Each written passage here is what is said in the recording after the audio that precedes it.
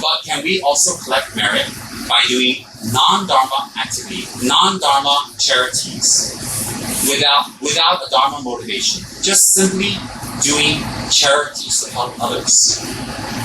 Will that also help us to collect merit?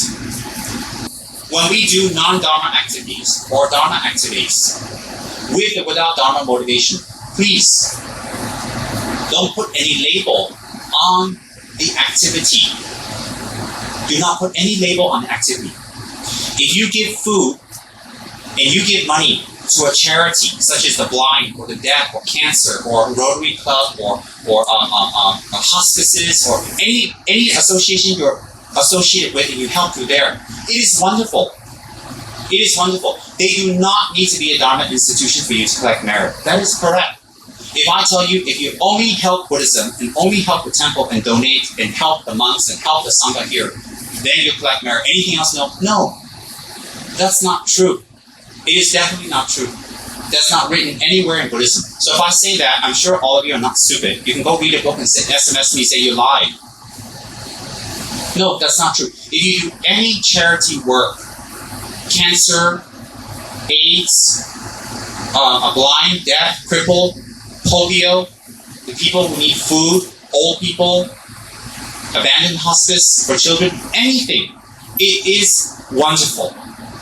And without calling it Dharma, it is Dharma. What is Dharma? Dharma doesn't mean you're a Buddhist. Dharma means right conduct. And right conduct is assisting others. So if we're doing charities, we're helping others, yes, do it. Continue, because it's very, very good.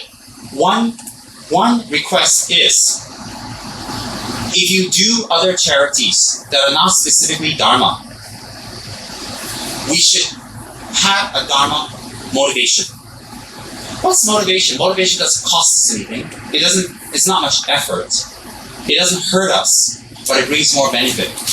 Example, if I donate 1,000 ringgits a month to a hospice taking care of children, and I do it because the newspapers will take a picture of me, I will look very good, I flash it when I pass the check, and I hold it there for 10 minutes until they finish the pictures, and I do it solely for the motivation of getting more money, getting a good reputation so I can get more business, and I do it with the motivation of solely, actually it looks like giving, but it's requesting to get more.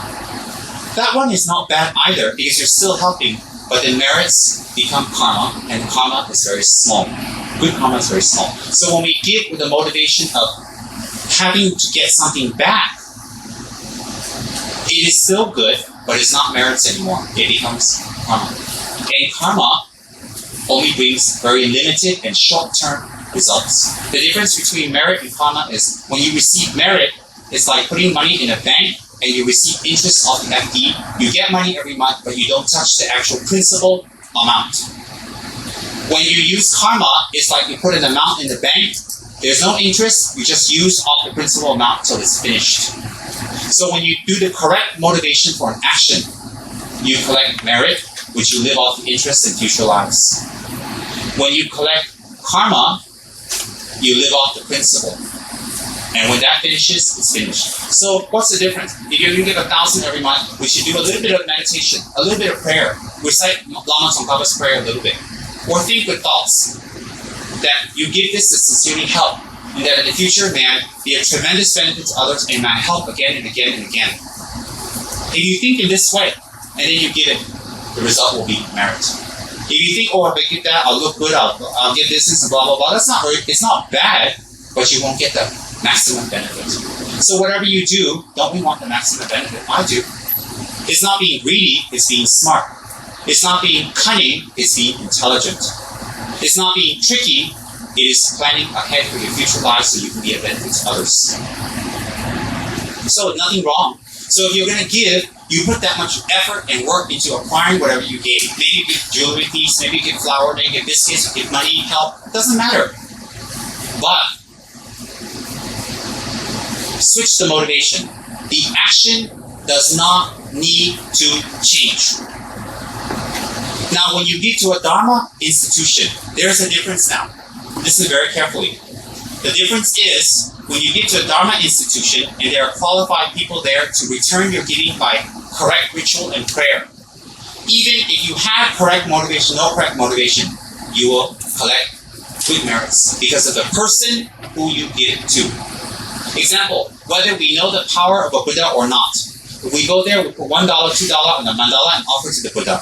By the power of the Buddha, we will have blessings and merit. Combined, if we know the benefits and we have good motivation, it's double. Whereas when you give a enlightened institution, it will be by the power of your thoughts alone, which is okay also. Which is okay. So the difference is there. So I'm not making a differentiation besides religious and non-religious institutions. No, I'm telling you the facts straight up. So if you give to the Buddha, it's double, including your motivation. Now, along with that, the second part is this. If you give to a religious institution such as the Buddha, but your motivation is backward, small, little, again to show off, to get something, to show you're religious, you're good, all that, again, it doesn't become merit, it will become karma. Why? Although the enlightened being is very high, but your motivation is so not good, then the merits is much less, borderline of karma, or can be just karma, depending on your merit, on your motivation. So, in essence, it is the object makes a difference, the motivation makes a difference, and then the actual giving. Those three make a very big difference in the impact of us collecting merits of karma and whether they're good or bad. So if you give to a non-religious institution with a higher motivation, it is very powerful. It is merit. If you give to a religious institution and the motivation is very small, very cheap. Some people come to temple and set up and say, oh, kill my enemy. And they give milk to set up, they make offerings. That's not merit, that's not karma. That's negative karma. Negative. And then, if you give with the right motivation to the right object, it's double. So, giving is not the question. The object is not the question. And the amount is not the question. The question is our motivation. So how do we make our motivation? In the beginning, it's an effort to think that kind of thought, to do it. It's effort. But when we consistently train, when we read, we do prayers, and we change our mind, and it will change, definitely. Then the motivation, slowly you'll see, become spontaneous. And then instead of it, you have to really make an effort. Maybe once a day, it comes up naturally. Then next week, next year, it becomes 5 times, then 10 times. Then pretty soon you'll see what happened spontaneously, without any thought. You have the motivation to benefit others, to collect merit for the sake of others. And collect merit is not a selfish thing. Collecting merit is so that you can gain higher rebirth, higher attainments, higher propensity to benefit others. Example, someone like Mother Teresa, someone like Dalai Lama, someone like the great Reverend Cheng Yang in Taiwan, the Chinese Buddhist Mahayana monk, those 3 examples, they must have prayed and dedicated many merits in their previous lives. That in this life they acquire great wealth. They're prestigious, yet they use the prestige and wealth solely to benefit others. And it grows, it becomes bigger and bigger. Why is it the Dalai Lama, Reverend Cheng Yang, Taiwan nun, Mother Teresa, can speak one word, raise millions of dollars? But when I speak, I'm lucky if I get thrown one little ang pao back inside about 2 ringgit. Why? Obviously, in my previous life, I didn't do much. Well, I'm going to change that because this life I'm going to do a lot. Think, there's degrees.